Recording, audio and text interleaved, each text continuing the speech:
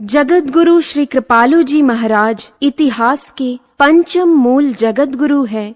इनसे पूर्व केवल 4 महापुरुषों को जगतगुरु उपाधि से विभूषित किया गया है। जगतगुरु शंकराचार्य, जगतगुरु निम्बार्काचार्य, जगतगुरु रामानुजाचार्य एवं जगतगुरु माधवाचार्य। जगतगुरु श्री कृपालु जी महाराज की विशेष प्रतिभा संपन्न एवं वरिष्ठ प्रचारिका साध्वी ब्रज चकोरी जी ने संस्कृत में MA किया। पश्चात श्री कृष्ण की महती अनुकंपा से वैराग्य युक्त होकर आचार्य चरणों के सानिध्य में गहन साधना एवं वेदाध्ययन किया। पिछले 3 दशकों में भारत के विभिन्न प्रांतों में विशुद्ध सनातन धर्म का प्रचार कर रहे हैं। चकोरी जी वेदों, पुराणों, शास्त्रों, गीता, रामायण आदि ग्रंथों को कोट करके बड़ी सरलता से ईश्वर प्राप्ति के सर्व सुगम मार्ग को प्रस्तुत करती हैं। यह ध्यान रहे कि ये प्रवचन श्रृंखला धारावाहिक होने के कारण आदि से अंत तक सुनना यानी प्रतिदिन सुनना परमावश्यक है, तभी विषय हृदयंगम हो सकेगा।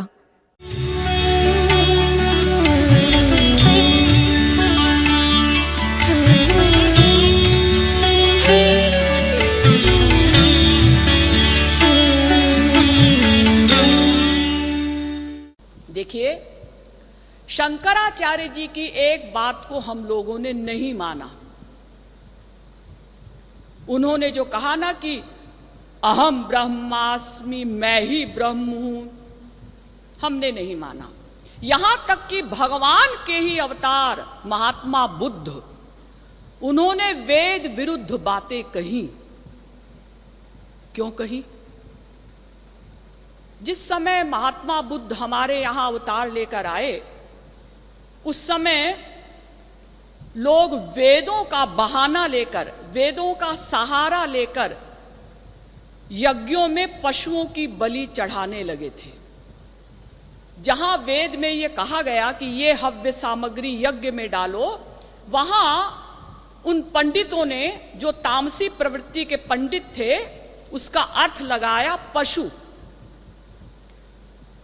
महात्मा बुद्ध ने कहा कि देखो, वेदों में ऐसा नहीं कहा गया है कि पशुओं की बलि यज्ञ में चढ़ाओ, लेकिन लोगों ने नहीं माना।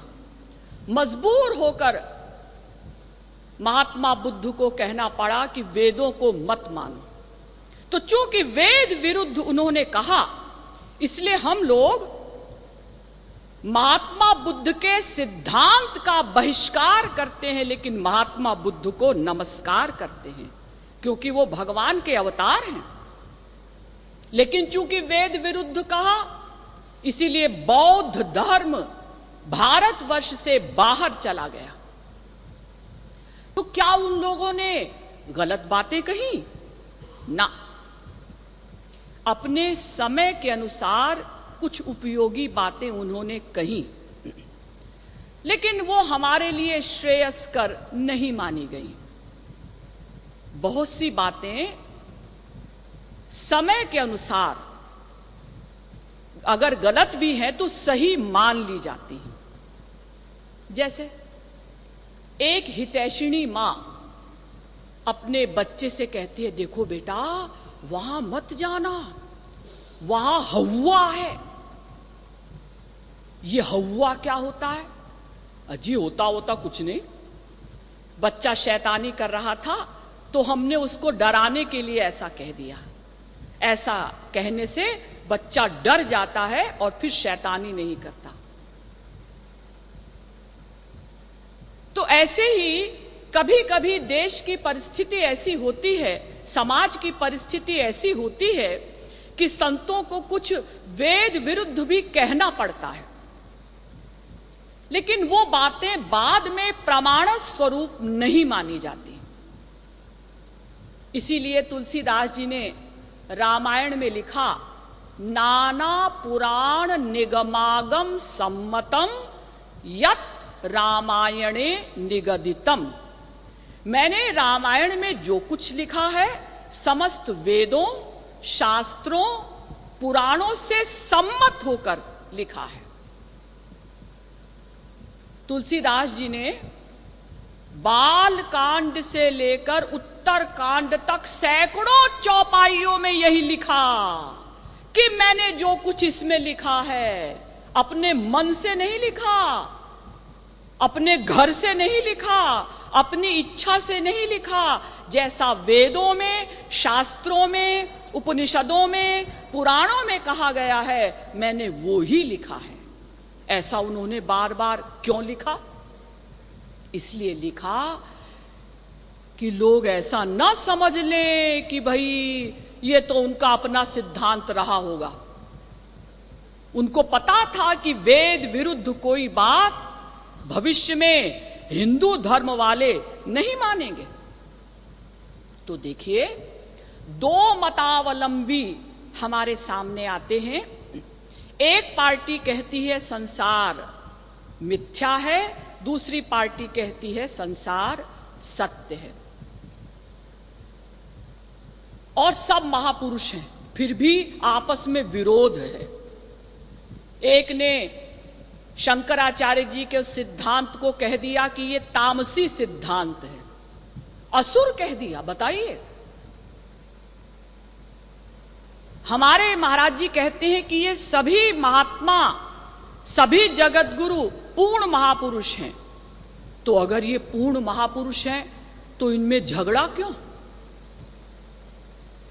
और हम लोगों का क्या हाल है?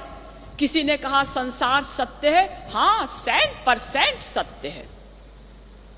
किसी ने कहा संसार मिथ्या है, हां जी 100% मिथ्या है। लेकिन फैक्ट क्या है? ये दो विरोधी बात दोनों सही कैसे हो सकती हैं? इस बात को अगर हम अपनी बुद्धि के बल पर ग्रंथों को पढ़कर समझना चाहेंगे, हजारों वर्ष आप पढ़िए, कुछ नहीं समझ सकेंगे। बस आप इतना ही समझ पाएंगे, उन्होंने ऐसा कहा, उन्होंने ऐसा कहा। क्यों कहा पता नहीं। जैसे एमए में बच्चे लिखाते हैं ना, अमुक फिलोसफर ने ऐसा कहा, अमुक फिलोसफर ने ऐसा कहा। क्यों कहा पता नहीं। लेकिन चूंकि हमने श्री महाराज जी से समझा है कि इसका रहस्य क्या है, कि भाई एक तो कहता है संसार सत्य है, दूसरा कहता है संसार मिथ्या है, ये विरोध क्यों है, ये मैं बताने का आपको प्रयत्न करूंगी। देखिए, दोनों बातें सही हैं। संसार सत्य भी है, संसार मिथ्या भी है। तो क्या संसार दो प्रकार का होता है? हां, संसार दो प्रकार का होता है, सत्य एवं मिथ्या। सत्य संसार किसे कहते हैं?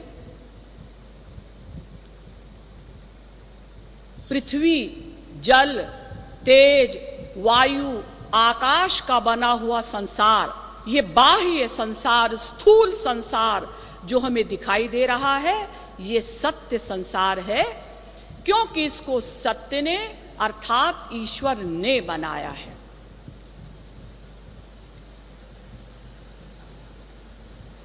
ये सत्य है कैसे? महाभारत में कहा गया, सत्यम भूतमयं जगत। पंच महाभूत का बना हुआ संसार सत्य है। सत्याद् भूतानि जातानि स्थावराणि चराणि च। महाभारत। ये चर अचर, जड़ जंगम, ये जो संसार दिखाई दे रहा है, ये सत्य संसार है। वेद में भी इस बात को माना गया।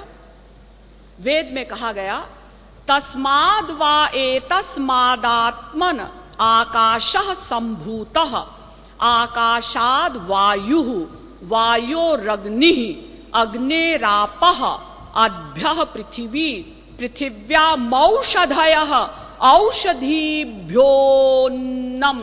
अन्नात् पुरुषः स वा एष पुरुषोन्नरसमयः। तैत्तिरीयोपनिषद दूसरी वल्ली का पहला अनुवाक। तस्माद् वा एतस्मादात्मन आकाशः संभूतः। सबसे पहले भगवान ने आकाश को प्रकट किया। आकाशाद वायु, आकाश से वायु पैदा हुई। वायोरग्नि, वायु से अग्नि। अग्नेरापः, अग्नि से जल। और फिर अद्भ्यः पृथ्वी, फिर उससे पृथ्वी। फिर पृथिव्यामौषधयः, फिर पृथ्वी से औषधियां उत्पन्न हुई। औषधीभ्योन्नम, यानी फिर बीज उत्पन्न हुए, फिर उससे अन्न हुए, फिर उससे सारा संसार हुआ। पुनः वेद में कहा गया सो कामयत। देखिए, ये सिद्ध किया जा रहा है कि ये सत्य संसार भगवान ने प्रकट किया है। तो वेद में कहा गया सो कामयत बहुश्याम प्रजा येति स तपो तप्यत स तपस्तप्त्वा इदग्वं सर्वमसृजत यदिदं किंच। तैत्तिरीयोपनिषद दूसरी वल्ली का छठवां अनुवाक। सो कामयत। जब महाप्रलय में भगवान सो रहे थे और सारे जीव, हम समस्त जीव, अनंत ब्रह्मांड भगवान के महोदर में लीन थे, तो भगवान को दया आई कि अगर ये जीव सदा मेरे महोदर में लीन रहेंगे तो इनका कल्याण कैसे होगा? ये कब मेरे शरणागत होंगे, कब मुझे प्राप्त कर पाएंगे?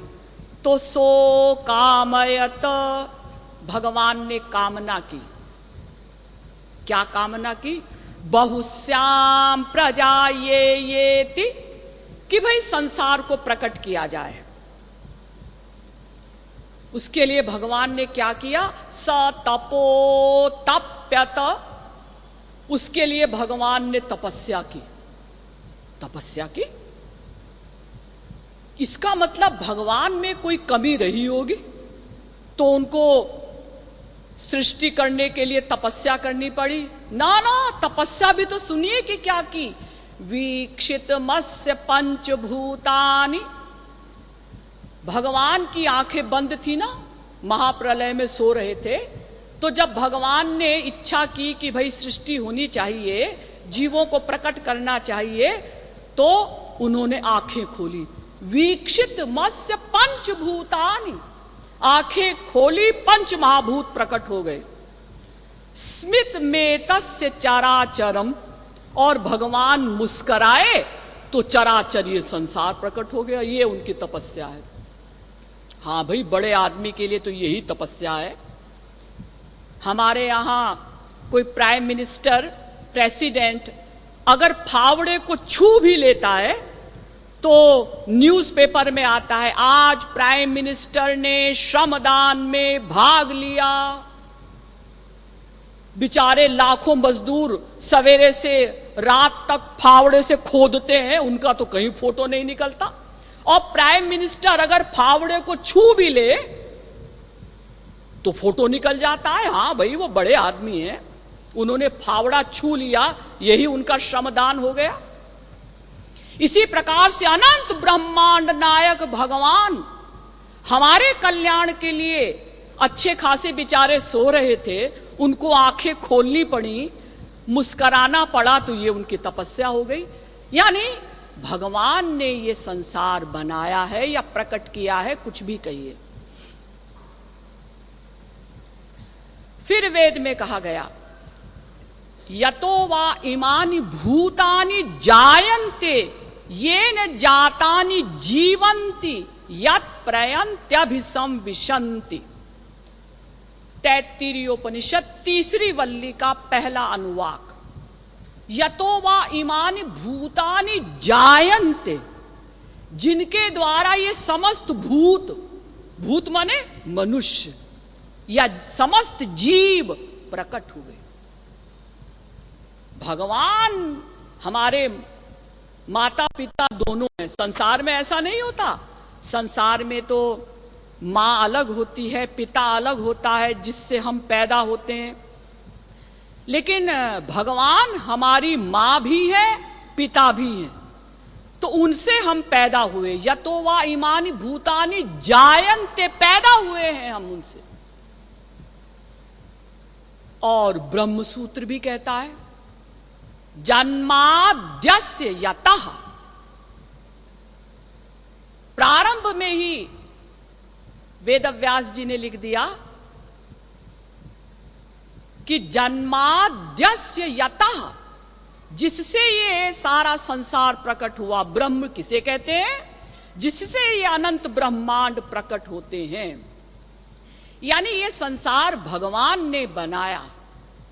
और भागवत भी कहती है जन्माद्यस्य यतोऽन्वरादितरतश्चार्थेष्वभिज्ञः स्वराट्, तेने ब्रह्म हृदय आदि कवये मुह्यन्ति यत् सूरयः। भागवत के पहले स्कंध के पहले अध्याय का पहला श्लोक, यानी भागवत का पहला श्लोक, प्रारंभ में ही वेदव्यास जी लिखते हैं जन्माद्यस्य यतोऽन्वयादितरतः। भगवान ने यह संसार बनाया। तो ये सत्य संसार जो दिखाई पड़ रहा है हम लोगों को, पंच महाभूत का, ये भगवान ने बनाया। कितना बड़ा है ये? आप कहेंगे दीदी हमने सुना है कि ये पृथ्वी धुरी से धुरी तक 7,913 मील है। इतना ही होगा ये सत्य संसार ना? इस सत्य संसार में अनंत ब्रह्मांड होते हैं। अनंत ब्रह्मांडात्मक है ये संसार। एक ब्रह्मांड कितना बड़ा होता है पहले आप ये समझिए। देखिए, एक ब्रह्मांड में 7 लोक होते हैं, 5 मंडल होते हैं, 3 त्रिलोकी होती हैं। जिस पृथ्वी पर हम बैठे हुए हैं ये कहलाता है भूमंडल। ये भूमंडल एक मंडल के आकर्षण पर टिका हुआ है, उसका नाम है सूर्य मंडल। उसमें स्वरलोक है। तो भूमंडल और सूर्य मंडल के बीच में एक अंतरिक्ष है, आकाश है, उसे कहते हैं भुवः। वहां चंद्रमा रहता है, वो भी एक मंडल है, चंद्रमंडल। तो भू, भुवः, स्वः, इन तीनों की एक त्रिलोकी हो गई। इसे वेद में कहा गया रुदसी। अब ये सूर्य मंडल भी एक और मंडल के आकर्षण पर टिका हुआ है, उसका नाम है परमेष्टि मंडल। उसमें जनलोक है। तो स्वरलोक और जनलोक के बीच में भी एक अंतरिक्ष है, आकाश है, उसका नाम है महः। तो स्वः, महः, जनः, ये दूसरी त्रिलोकी। अब ये परमेष्टि मंडल भी एक और मंडल के आकर्षण पर टिका हुआ है, उसका नाम है स्वयंभू मंडल। उसमें सत्यलोक है। तो जनलोक और सत्यलोक के बीच में भी एक अंतरिक्ष है, उसका नाम है तपः। तो जनः, तपः, सत्य, इन तीनों की एक त्रिलोकी हो गई। तो देखिए, एक ब्रह्मांड में 7 लोक हुए। भू, भुवः, स्वः, महः, जनः, तपः, सत्य।